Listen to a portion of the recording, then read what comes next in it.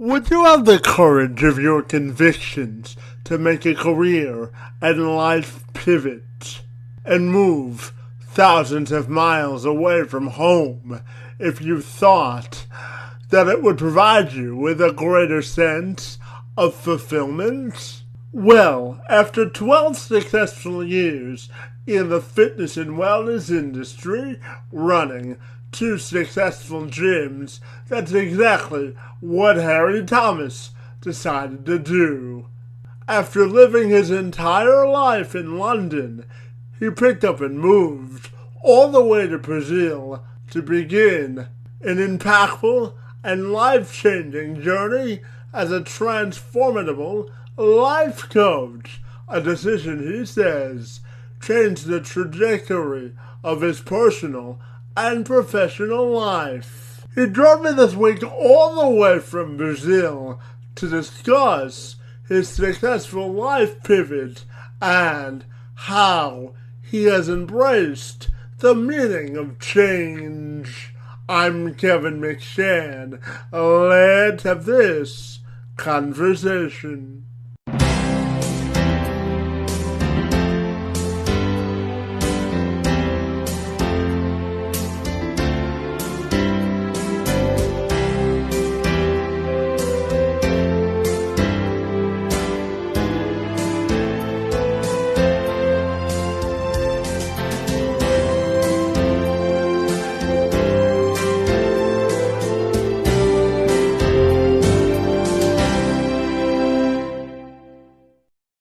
Harry, if you're ready, I'll welcome you to the program, and I'm excited to learn all about your fitness, business, and life journey. Great to see you this morning, and thank you for being here.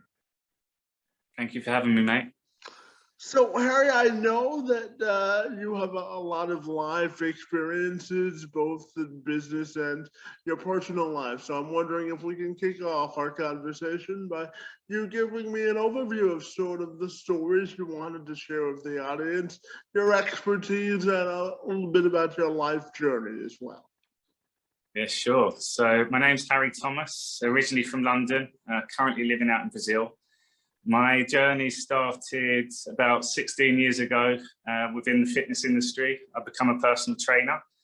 And yeah, my whole life journey kind of took place from that decision of training people and helping people. Over the years, I started off in a local gym, built up a tiny bit of experience, and then got thrown straight into the deep end where I met my business partner, set up my company in 2009. And we ran two successful personal training studios and a fitness education academy over a 12-year period. Within that, I went from a personal trainer just knowing fitness to becoming a business owner and pretty much learning everything about life, business, people, finances, marketing. I was quite fortunate enough to be involved with every single role within my company. And over that time, you just start learning more and more about yourself. Within there, I also had some mental health issues. I got myself involved with two other companies that I set up, which at the time thought was a great idea. But I was met with fraud and also theft and got myself into a bit of a bad place. I kind of let everything get on top of me. I partied quite a lot of the weekends.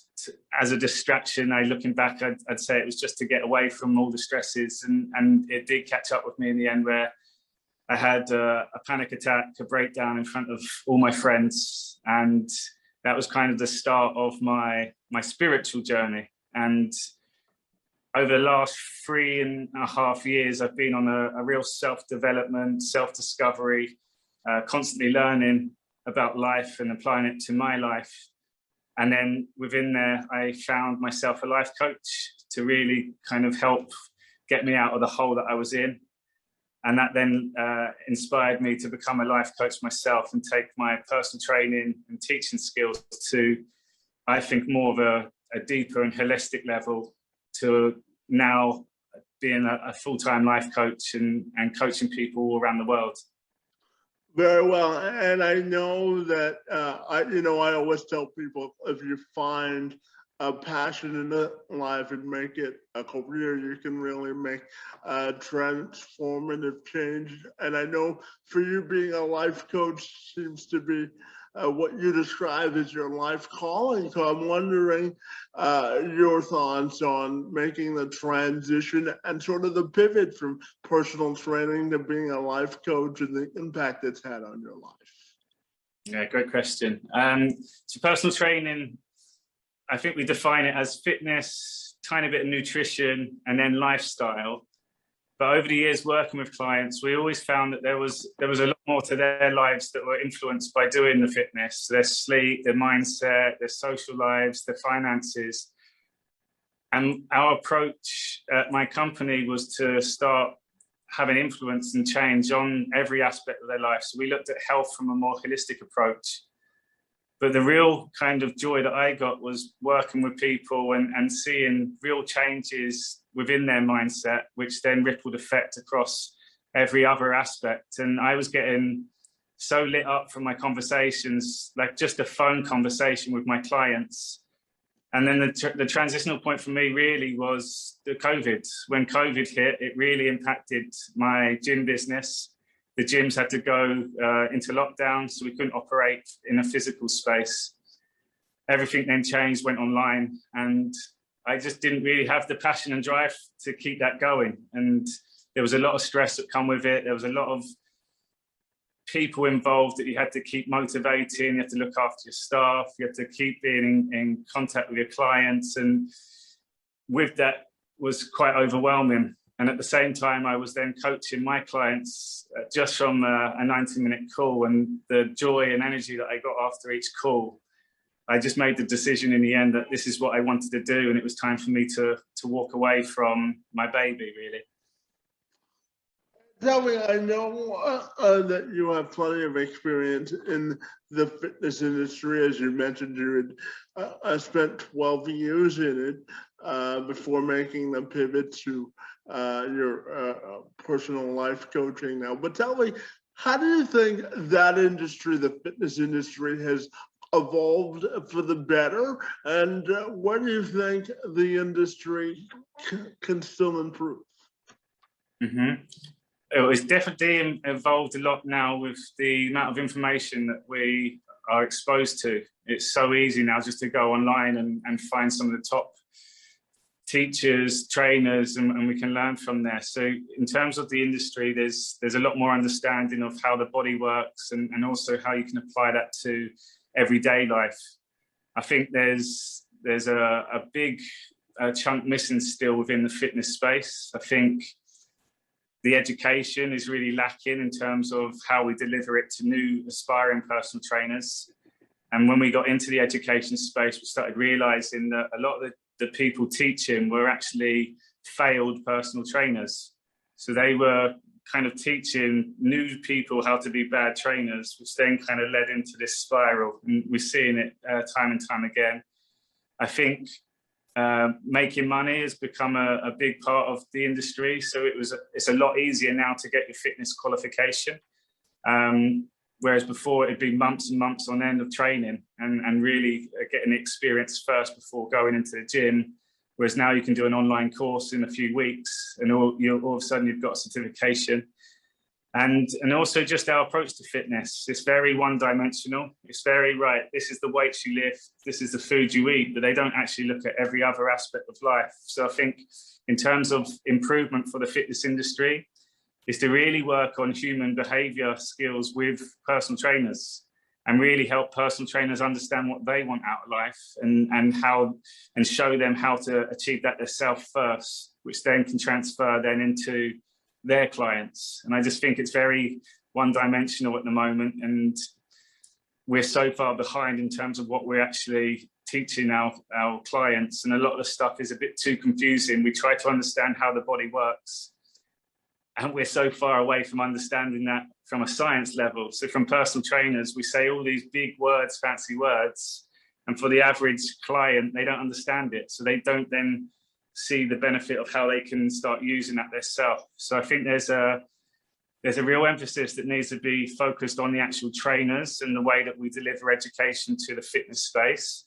which will then have better results with clients. You'll have more people taking ownership of their health and understanding why they're doing certain things. Yeah, and I know a lot of your work as a personal life coach transitions into looking into human behavior, because I know you do a lot of work with terminally ill people. So I'm wondering your thoughts on connecting on a human level as a life coach, because I know you have some powerful thoughts there as well. Mm-hmm. So I think the first thing is understanding that every single one of us are a miracle. Every single one of us has a reason to be here, but every single one of us has the choice and the power to make the changes themselves. We go through life seeking some help from the external world. We're waiting for things to come to us to make our lives better, when if we really knew how to look after our own bodies and also instruct our bodies and our mindset, we can make whatever we want come true. So one of the powerful things that I've stumbled across is just the words that we use. And we make life so complicated, and my spiritual journey is just trying to simplify things and just make things a lot easier for people to understand. So if we paid more attention to the words that we used, we would get ourselves out of all this suffering. We label ourselves with all these different identities. And just to give you an example, you wake up in the morning, I say, how are you? I am tired. I am hungover. I am stressed. Whatever follows I am, that becomes your truth until you say something else. Within the fitness space, I say, oh, what do you want? And I want to lose weight, and I want to do this, and I want to. The want means it's not there now. If you then make the commitment and change want to will, I will do this. I don't know how to get there yet, but I'm going to start from today. And it's that commitment to yourself. So we use all these words to say, I might do, I'll try, I'll hopefully, I'll maybe. Or on the other side, I can't, I don't, I won't. But all you're doing is just delaying what you could be doing right now. And that's making that change. So it's to get people more aware of the words they use. And when I work with people that are suffering, they use a lot of negative words, and they put all this suffering on themselves because there's a lack of belief and a lack of understanding of what it is that they do want out of life. So I help people, first of all, just become aware of the words they use, which again will then transpire into every other aspect of their life, because you make a commitment, you feel empowered when you actually then do that and see the changes. Yeah, and Harry, I'm curious to ask you about how your international living has affected your life and the impact it's had on your life, because I know that you're originally from London, but you now live in Brazil. So tell me about how your travel and your international travel has affected the way you live your life today. Yeah, so I've been in London all my life, and I've traveled quite a lot around the world, but only maximum was 3 weeks in one go. And over the Christmas period, I come out here for a month for Christmas. And the only reason I come back was to put one of my gyms into liquidation. So I returned to London for something that I wasn't passionate about anymore.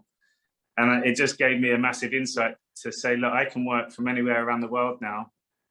What is stopping me from moving out to a country that I love? And Brazil's always been the top of my list. So just being out here now, I have freedom. I wake up in the morning. I don't have my phone just going off constantly because I'm behind on the hours.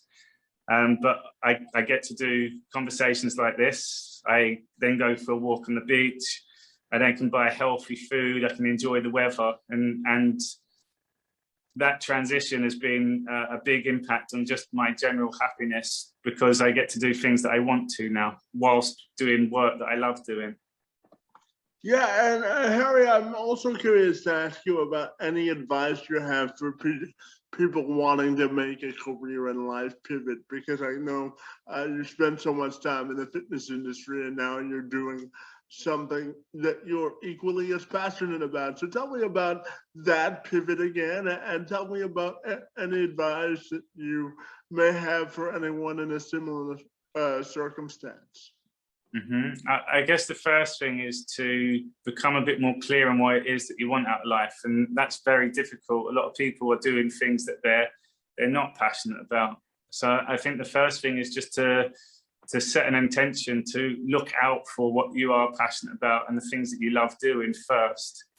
And then to know that wherever you are in life at the moment, that doesn't have to be set in stone. Like, we can make a change straight away, but it's finding that first of all. So I think that for me, I obviously I've been working with and helping people all my life, but the coaching was like this aha moment. I love this. Everything I do, I love. So I think that helps.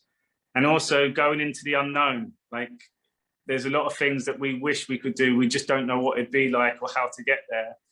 So to almost, if you've got that little like inkling inside that there is something out there for you, is to make that leap of faith, to take a jump and just go and experience a new way of living.